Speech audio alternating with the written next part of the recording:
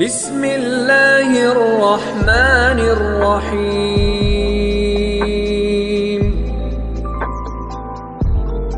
بسم اللہ الرحمن الرحیم. الحمد للہ الذي فرض ایام صیام رمضان ونور لیالیہ بالقیام. اشہد ان لا الہ الا اللہ وحدہ لا شریک له الملک العلام.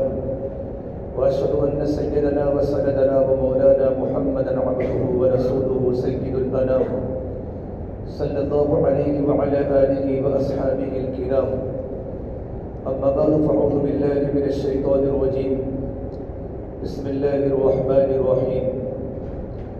واقيموا الصلاة وآتوا الزكاة واقرضوا الله قرضا حسنا. وقال سبحانه تبارك وتعالى: وما آتيتم من ربا ليربو في أموال الناس فلا يربو عند الله وما آتيتم من زكاة تريدون وجه الله فأولئك هم المضعفون. وقال النبي صلى الله تبارك وتعالى عليه وسلم: الزكاة قنطرة الإسلام. وعن حسن رضي الله تعالى عنه قال النبي صلى الله تبارك وتعالى عليه وسلم: حسنوا أموالكم بالزكاة وداؤوا مرضاكم بالصدقة، أو كما قال النبي صلى الله تبارك وتعالى عليه وسلم. میرے محترم پیارے بھائیوں، رمضان کا بڑا مبارک مہینہ چل رہا ہے. پوری دنیا کے مسلمان روزے کی حالت میں ہیں. یہ آنے والا پورا کا پورا مجمع بھوکا بھی ہے اور پیاسا بھی ہے. سب نے ماشاءاللہ تہجد کی نماز پڑھی ہے، سحری کھائی ہے، فجر کی نماز باجماعت پڑھی ہے. رمضان کریم کا پہلا جمعہ مبارکہ ہے. اللہ تبارک و تعالیٰ کی رحمتیں متوجہ ہیں. جنت کے دروازے کھلے ہوئے ہیں، جہنم کے دروازے بالکل لاک ہیں. اللہ تبارک و تعالیٰ کی رحمت کے در بھی کھلے ہوئے ہیں. شیاطین کو اللہ تعالیٰ نے قید کر دیا ہے. اللہ تبارک و تعالیٰ سمائی دنیا پر رمضان کا چاند ہوتے ہی آ گیا ہے. اور اللہ تبارک و تعالیٰ کی طرف سے دن میں بھی اور رات میں بھی بڑی بڑی اللہ تبارک و تعالیٰ کی طرف سے ندائیں ہوتی ہیں. فرشتوں کی طرف سے بھی فرشتہ کہتا ہے: یا باغی الخیر، اے خیر کے طلب کرنے والے آگے بڑھ اور آگے بڑھ اور آگے بڑھ. نماز میں، قرآن کی تلاوت میں، اللہ کے ذکر میں، دعاؤں میں آگے بڑھ. اور یہ شر کرنے والے تو رک جا. بڑی مغفرت کا سیزن ہے. چاروں طرف بہار ہی بہار ہے، چاروں طرف سبزہ ہی سبزہ ہے، چاروں طرف نور ہی نور ہے.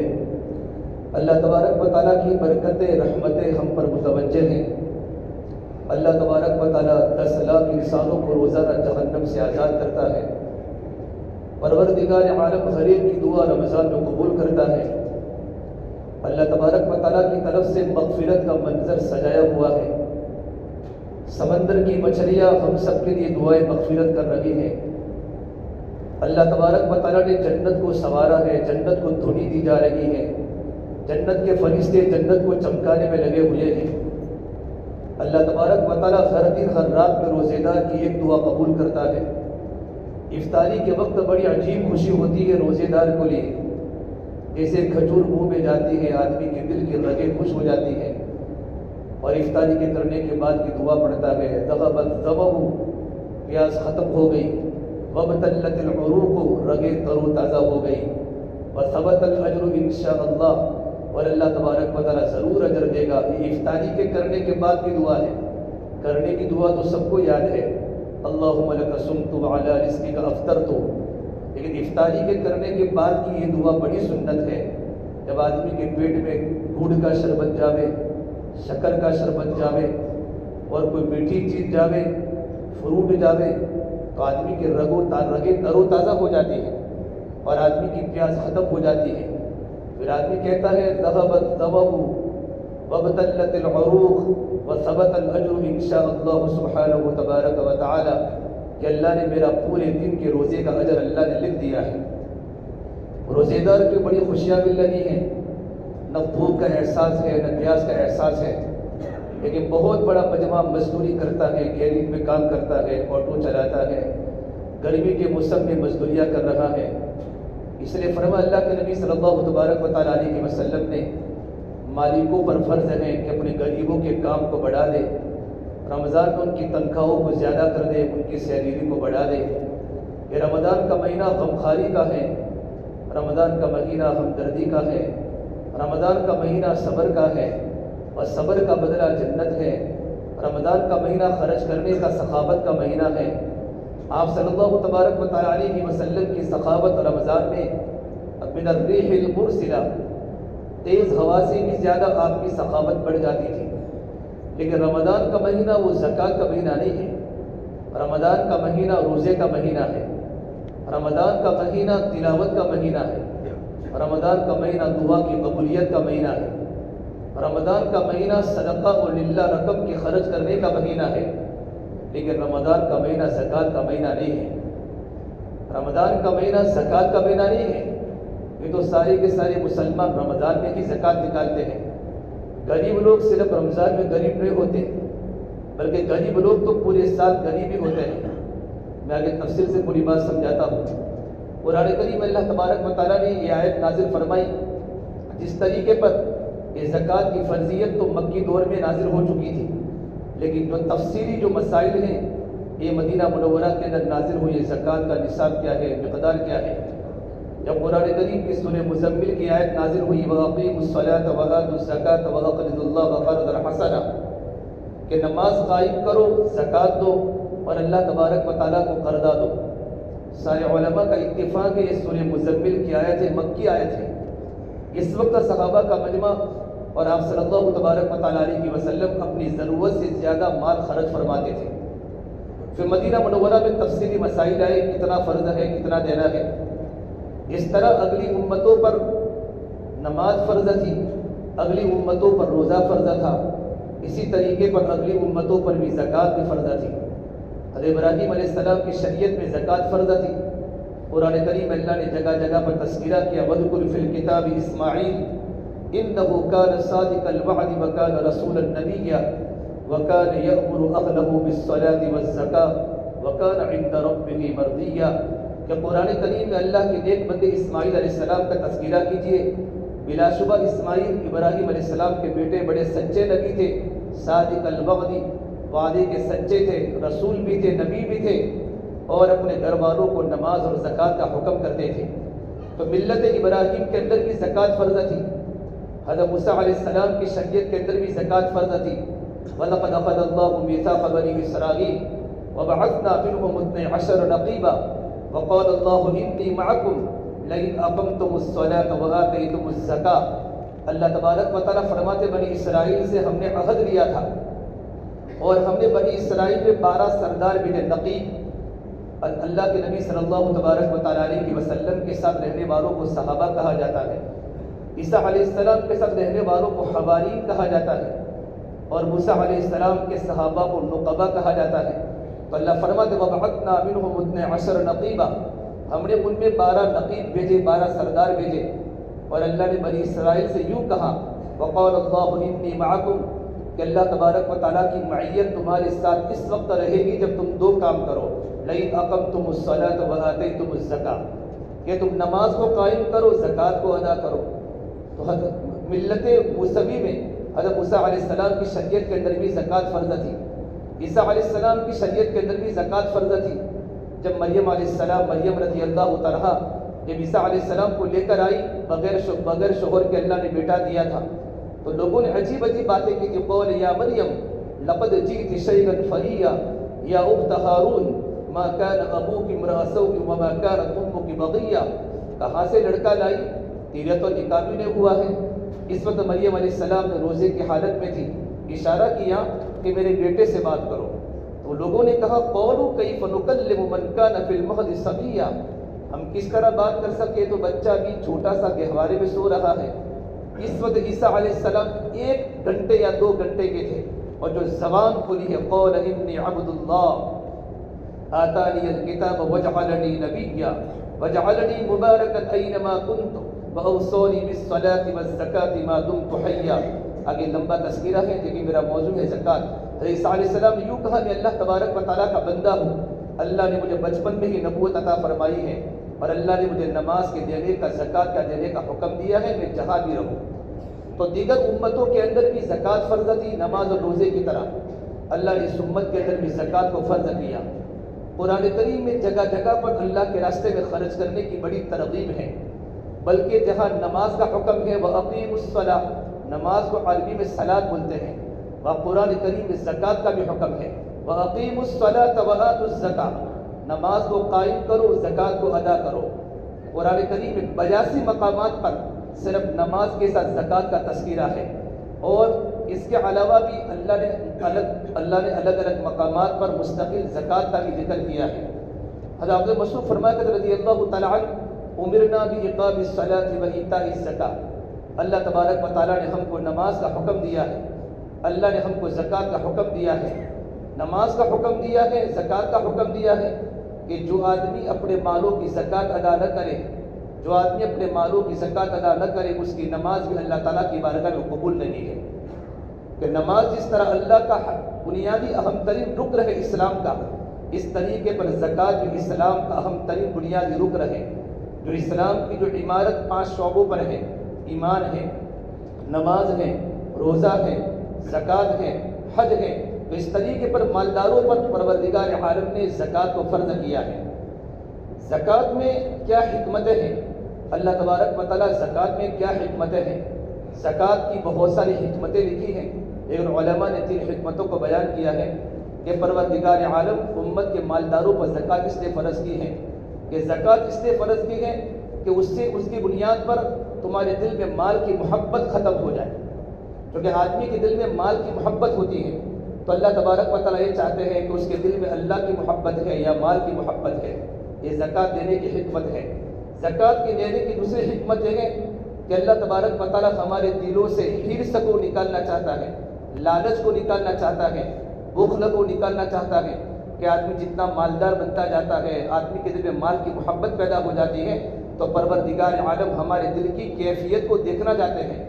قرآن کریم ایک جگہ پر کہ وَآتَ الْمَالَ عَلَىٰ حُبِّهِ، کہ وہ لوگ اپنی مالوں کی زکوٰۃ کو ادا کرتے ہیں، حُبِّهِ کی ایک ضمیر کے ہی، اگر اس کی نسبت اگر اللہ تبارک و تعالیٰ کی طرف کی جاوے تو مال اللہ تبارک و تعالیٰ کی محبت میں اپنے مالوں کو اللہ کے راستے میں خرچ کرتے ہیں۔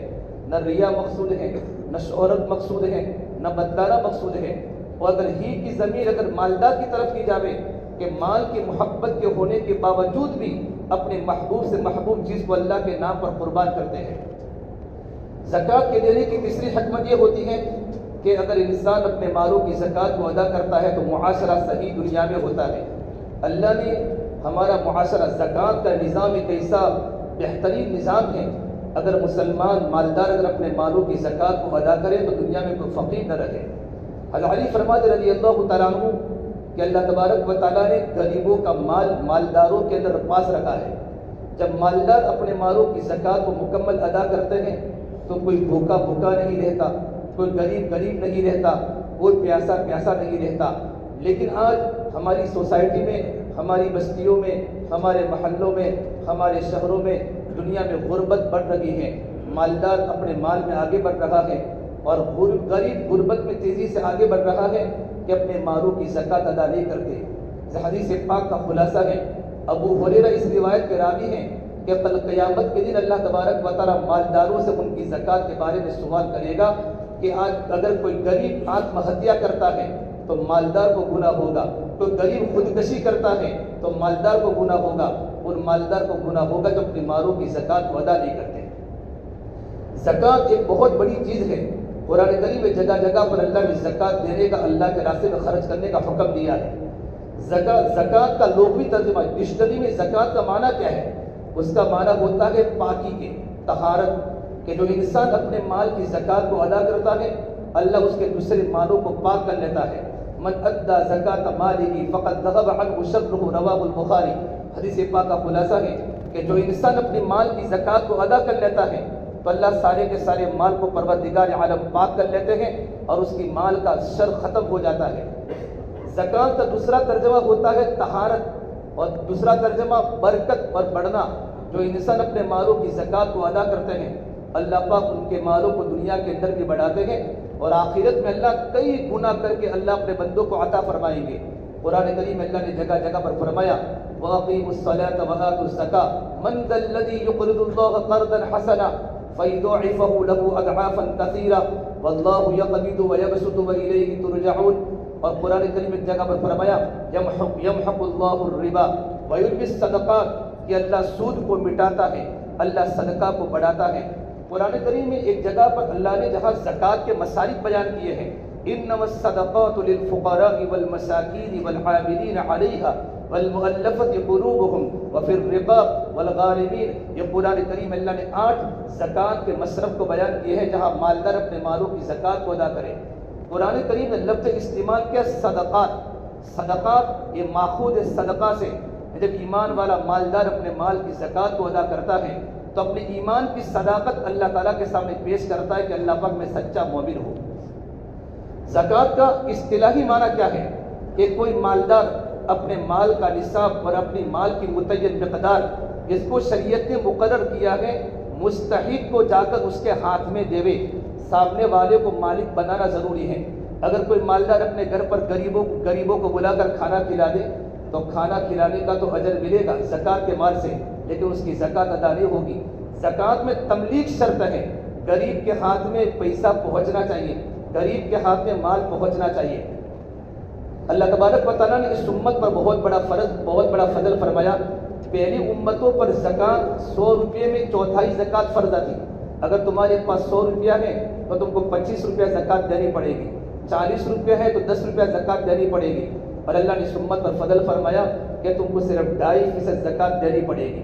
اگر تمہارے پاس نصاب ہے 52.5 تولہ چاندی ہے، 7.5 تولہ سونا ہے، تمہارے پاس کیش اماؤنٹ ہے یا تجارت کا تمہارے پاس مال ہے، ان 4 چیزوں پر زکوٰۃ واجب ہوتی ہے۔ لیکن زکوٰۃ کتنی دینی ہے؟ ان تمام کو جمع کر کے صرف 2.5%۔ اللہ تعالیٰ نے اس امت میں زکوٰۃ کے مال کو غریبوں کے لیے حلال کیا۔ پہلی امتوں میں زکوٰۃ کا مال حلال نہیں تھا، ان کو زکوٰۃ نکالنی پڑتی تھی اور زکوٰۃ کے مال کو نکال کر پہاڑ پر رکھ دیا جاتا تھا، پھر آسمان سے ایک آگ آتی تھی حتیٰ یغتینا بقربان تأکلہ النار، اور آسمان سے آنے والی آگ اگر اس زکوٰۃ کے مال کو کھا جاتی تھی یہ زکوٰۃ اس کے اللہ کی بارگاہ میں قبول ہوتی تھی، اور اگر زکوٰۃ کا مال اگر پہاڑی پر پڑا رہتا تھا تو یہ زکوٰۃ اللہ کی بارگاہ میں قبول نہیں ہوتی تھی۔ اللہ کے نبی صلی اللہ تبارک و تعالیٰ علیہ وسلم کی رحمتوں کے نتیجے میں اور میرے آقا کی شفقتوں کے نتیجے میں اللہ نے اس امت کے لیے زکوٰۃ کے مال کو حلال کیا ہے کہ امت زکوٰۃ کے مال کو کھا سکتی ہے۔ میرے بھائیو، یہ رمضان کا مہینہ ہے، جو رمضان کا مہینہ یہ زکوٰۃ کا مہینہ نہیں ہے، چونکہ انسان مالدار صرف رمضان میں تھوڑا ہوتا ہے۔ ایک انسان ایک محرم کو مالدار ہوتا ہے، کوئی ایک ربیع الاول کو مالدار ہوتا ہے، کوئی ایک سفر کو مالدار ہوتا ہے، کوئی 15 سفر کو مالدار ہوتا ہے۔ اب ساری دنیا کے مالدار رمضان ہی میں زکوٰۃ نکالتے ہیں اور غریب صرف رمضان میں ہی غریب تھوڑا ہوتا ہے۔ شریعت کی اس میں حکمت یہ ہوتی ہے کہ پورے سال اگر زکوٰۃ اگر ادا ہوتی رہے گی تو پورے سال غریبوں کو اپنا حق ملتا رہے گا، کوئی بھوکا نہیں رہے گا، کوئی پیاسا نہیں رہے گا، کوئی ننگا نہیں رہے گا، ہر ایک کی ضرورتیں پوری ہوتی رہے گی۔ کہ رمضان میں زکوٰۃ کا اجر بڑھ جاتا ہے، یہ کہاں ہے؟ رمضان میں جو اجر بڑھتا ہے وہ صدقہ کی رقم کا بڑھتا ہے، وہ للہ رقم کا بڑھتا ہے۔ البتہ ایک انسان کی زکوٰۃ یکل محرم الحرام کو مالدار بنا تھا اور 1.5 سال کے بعد رمضان میں زکوٰۃ ادا کرتا ہے تو اس نے تو نقصان کیا ہے۔ اب انسان مالدار کب بنا؟ ایک آدمی کے پاس اس وقت پیسے آ گئے، بطور مثال ایک آدمی پڑھ رہا ہے کالج میں، فارغ ہونے کے بعد فائنل ایگزام کے بعد جاب لگ گئی، اور آج کل دیکھو زکوٰۃ 4 چیزوں میں دینا ضروری ہے۔ اگر آدمی کے پاس 4 قسم میں زکوٰۃ واجب ہوتی ہے، ایک تو آدمی کے پاس گولڈ ہو، اور اس زمانے میں گولڈ پر زکوٰۃ کا مسئلہ اس کو نصاب نہیں مان سکتے کیونکہ اس کی قیمت بہت بڑھ گئی ہے۔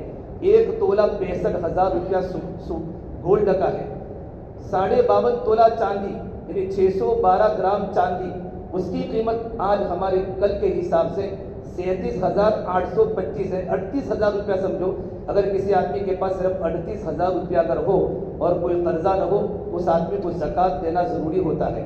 تھوڑا سا سونا ہے، تھوڑی سی چاندی ہے۔ نمبر 3 کیش اماؤنٹ، آدمی کے پاس روکڑے پیسے ہیں، 38,000 روپئے ہیں یا 10,000 روپئے ہیں، تھوڑا سونا ہے، تھوڑی چاندی ہے۔ اور چوتھا تجارت کا مال، جو اپنے دکان پر پڑا ہے. کوئی انسان موبائل کا کاروبار کرتا ہے, آٹو کا کاروبار کرتا ہے, زمین کا لیویج کرتا ہے, گاڑیوں کا کاروبار کرتا ہے, فلوٹوں کا کاروبار, تجارت کا مال, اپنی دکان میں اسٹور میں جو مال ہوتا ہے وہ سارا تجارت کا مال ہوتا ہے. ان چاروں کو جمع کر کے اتنی مقدار ہو جاوے کہ چاندی کے نصاب تک پہنچ جاوے. 52.5 تولہ چاندی, 612 گرام چاندی, 38,000 سے 200 روپے کم, اتنی قیمت اگر انسان کے پاس ہے, اپنے قرضے کو مائنس کر کے اس آدمی کو شریعت کے اندر مالدار کہا جاتا ہے, اس پر زکوٰۃ دینا فرض ہے.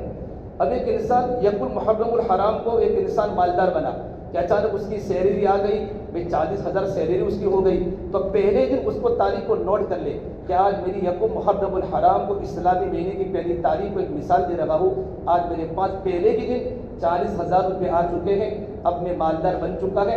اب اس نے اپنی کاپی میں تاریخ نوٹ کر لی. اب اس کا حساب رمضان میں نہیں ہوگا, اس کا حساب آئندہ یکم محرم الحرام کو ہوگا. بیچ میں تمہارے پاس مال ہے کہ نہیں ہے.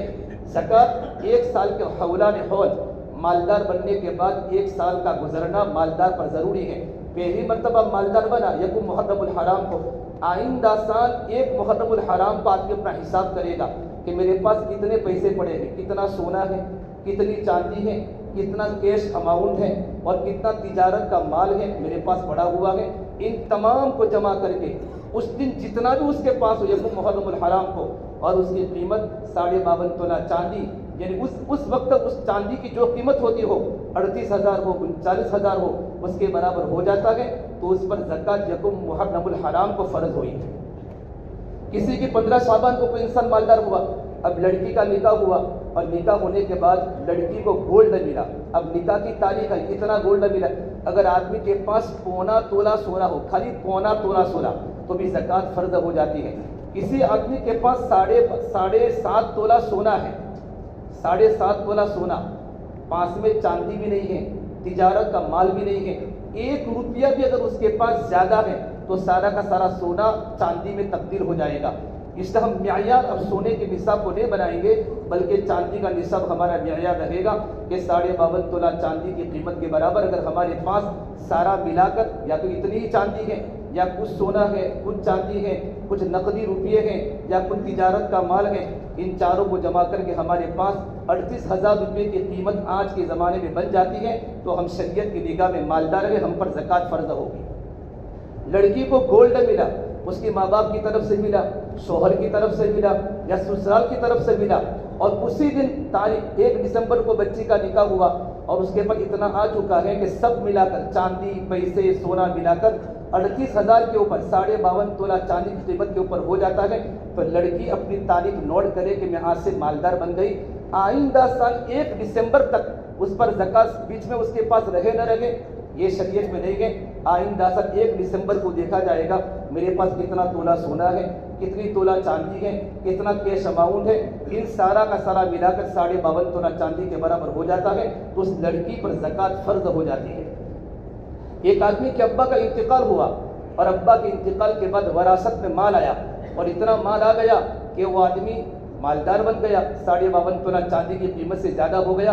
تو اپنی تاریخ کو نوٹ کر لے, اس تاریخ میں مالدار ہوا ہوں, آئندہ سال اپنے ابا کے انتقال کی تاریخ کے بعد جب میں مال کا وارث بنا تھا, اس دن دیکھا جائے گا میرے پاس کتنا سونا ہے, کتنی چاندی ہے, کتنا کیش اماؤنٹ ہے, اور کتنا میرے پاس تجارت کا مال ہے. اب اس وقت آدمی اپنا قرضے کو مائنس کر کے زکوٰۃ کو نکالے گا. زکوٰۃ کے مسائل کے بارے میں تاریخ کا متعین کرنا ضروری ہے. حساب کر لیا, ایک دن آپ نے 1 رمضان کو حساب کر لیا, 15 شعبان کو حساب کر لیا, اسی دن زکوٰۃ کا دینا ضروری نہیں ہے. حساب کر دینے کے بعد زکوٰۃ کے پیسے کو بھی الگ کرنا ضروری نہیں ہے, بلکہ زکوٰۃ کا حساب اپنے دماغ میں ہونا چاہیے کہ مجھ پر اتنی زکوٰۃ دینے کی ہے. اب 200 روپیہ آج دیا, 100 روپیہ سال کے بیچ میں دیا, آئندہ سال زکوٰۃ کے آنے کے پہلے اپنی پوری زکوٰۃ کو پوری کر لیں. وہی پیسے زکوٰۃ میں دینا ضروری نہیں ہے. بس بعض مرتبہ ایک آدمی کہتا ہے مجھے زکوٰۃ کا پیسہ دینا ہے لیکن میں آپ کے موبائل میں بھیجتا ہوں, تو آپ اپنے پیسے زکوٰۃ کے دے دیوے, وہ پیسے تم لے لیوے. وہی بعیرے کی پیسوں کو زکوٰۃ کا ادا کرنا ضروری نہیں ہے, اور زکوٰۃ کے پیسے کو الگ سے کرنا, ایک حساب الگ کرنا ضروری ہے کہ آج میرے پر اتنی زکوٰۃ فرض ہوئی. بطور مثال کہ 1 اکتوبر کو 1 رمضان کو آپ نے حساب کر لیا زکوٰۃ کا, اور 2 رمضان کو آپ کے پاس 4 لاکھ روپے کہیں سے آ گئے تو ان پر زکوٰۃ نہیں ہوگی۔ 3 رمضان کو آپ کے پاس آپ کا پلاٹ بک گیا، آپ کا مکان بک گیا اور آپ کے پاس کروڑوں روپے آ گئے، تو چونکہ آپ کا 1 رمضان کو حساب ہو چکا ہے، اب آپ پر زکوٰۃ دی جائے گی۔ اب آئندہ سال 1 رمضان کو آپ کا حساب ہوگا۔ بات سمجھ میں آ رہی ہے؟ تو زکوٰۃ کے بارے میں علماء کرام سے رابطہ کریں، علماء کرام سے پوچھیں، مفتیان کرام سے پوچھیں کہ مجھے زکوٰۃ کیسے دینی ہے۔ بہت سے لوگ دکانوں کے اندر اپنے مالوں کو رکھتے ہیں، مال ہوتا ہے جنرل اسٹور میں ہوتا ہے، بڑے بڑے مالز میں ہوتا ہے، ان تمام مال پر زکوٰۃ واجب ہوگی۔ پورے کے پورے دکان کیا تو ایک ایک چیز کا حساب لگاوے، خریدی ہوئی چیز کا حساب نہیں ہوگا، بلکہ آج کے دور میں اس کی کیا قیمت ہے، میں آئس کریم کتنے میں بیچتا ہوں، میں جوتے کتنے میں بیچتا ہوں، میں گھڑی آج کے دور میں کتنے کی بیچتا ہوں، یہ فروخت کرنے کی جو رقم ہے اس رقم کے حساب سے کیا ہوگا، حساب ہوگا، خریدی ہوئی قیمت کا حساب نہیں ہوگا۔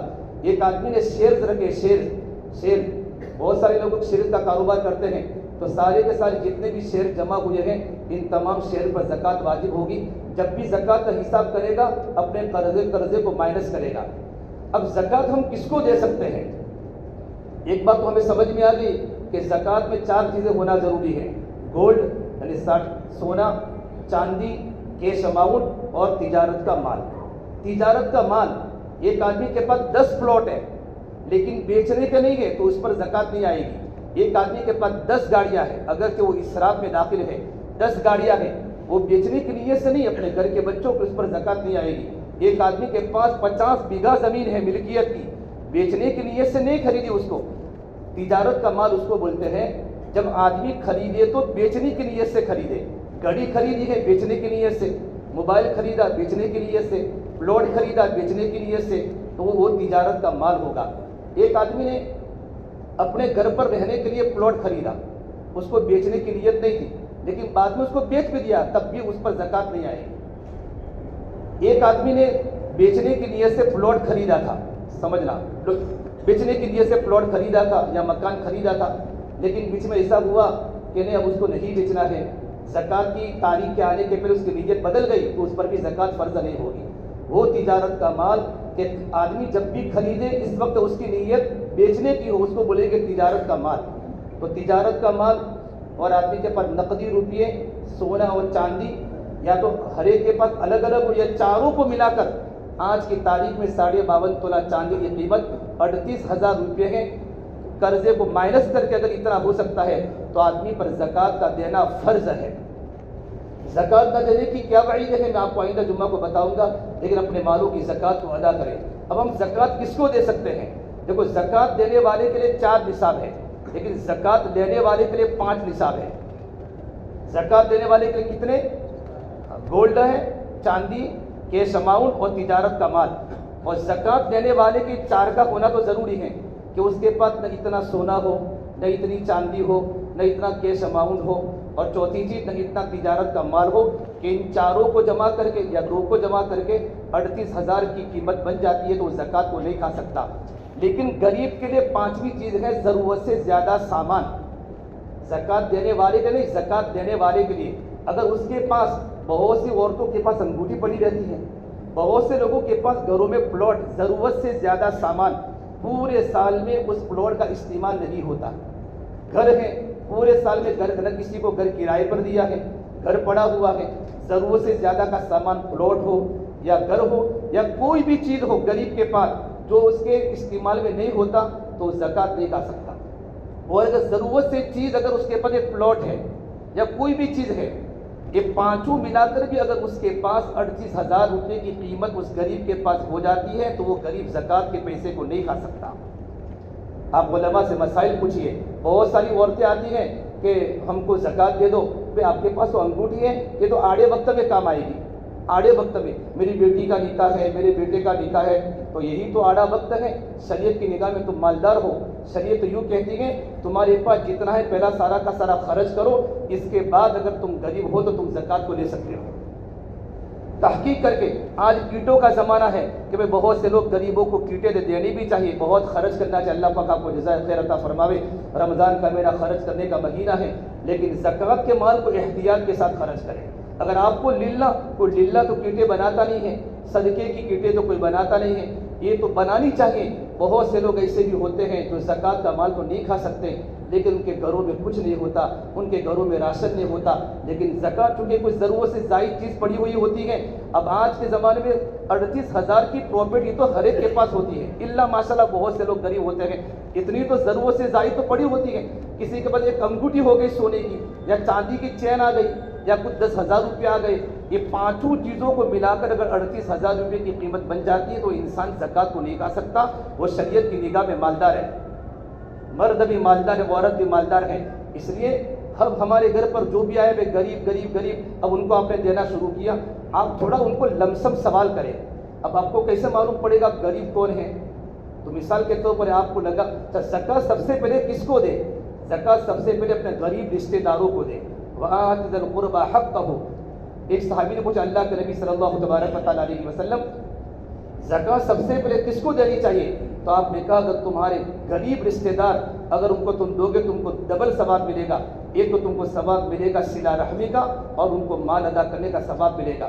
غریب رشتہ دار ہیں، مدارس کے جو سفراء ہماری خدمت میں آتے ہیں، یہ اللہ کے نبی صلی اللہ تبارک و تعالیٰ علیہ وسلم کے زمانے میں معمول تھا، یہ آج کے زمانے کا مروجہ نظام نہیں ہے۔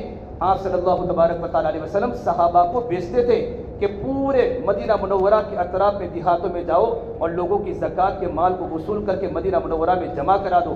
یہ تو اللہ کا بڑا کرم ہے، بڑے بڑے مدارس والے آتے ہیں، چھوٹے مدارس والے آتے ہیں، اور آنے والے بڑے بڑے علماء ہوتے ہیں، کوئی استاد حدیث ہوتا ہے، کوئی استاد تفسیر ہوتا ہے، کوئی مدرسے کا محتمم ہوتا ہے۔